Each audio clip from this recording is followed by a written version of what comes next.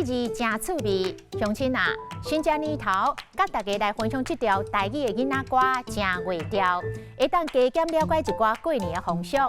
讲初一早，初二早，初三困甲饱，初四接神，初五过开，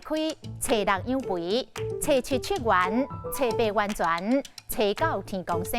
初十食食，11请囝婿，12请查某囝转来食暗暝仔配挂菜，13关老爷生，14月光，15是元宵暝。讲这个初一，新正年头的头一天，有人客会来厝内底拜年，一家大细嘛爱带去庙里行村拜拜。初二有查囝有阿姑会当来做客，所以初一甲初二拢爱早早起床来无闲。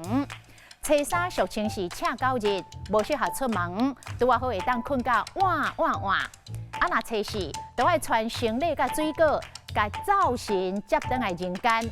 初五，各行各业正式来开市，嘛是五路财神的生日，做生意的都爱烧香拜神，祈求着生意兴旺。今仔日的台语字真会调，后一集继续来讲初6到15。